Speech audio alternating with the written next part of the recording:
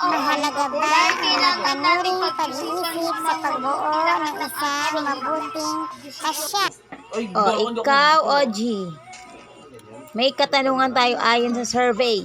Mahalaga ba ang mapanuring pag-iisip sa pagbubuo ng isang mabuting pasya? Hindi, dahil Oo, o hindi.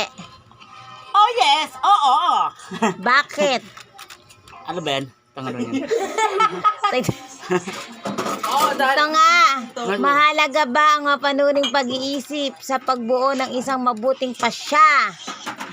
Pasya. Oo. Bakit? dahil sito-sin ko ako. Hindi, tangi. Bubuang ka. Oh, ano yun? Patay tayo. Ano nga? Nang ano, parang masipag sila.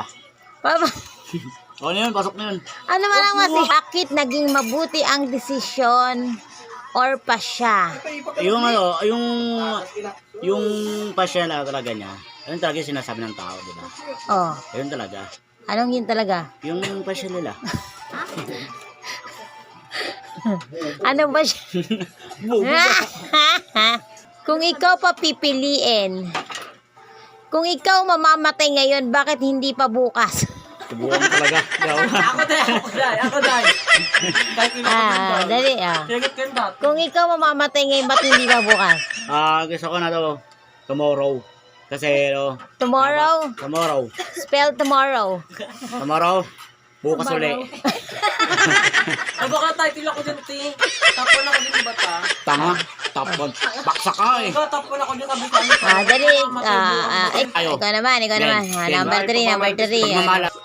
Bakit mahalaga ang pagmamahal? Ayaw, nagmahal ng bakit? Bakla ako makakapit tayo dyan. Ano? Kasi babae kasi mga Anong loko motto yan. mo? Anong motto mo? Moto ko, Kapag gipit, magkipit, bakla kumakapit. Thank you.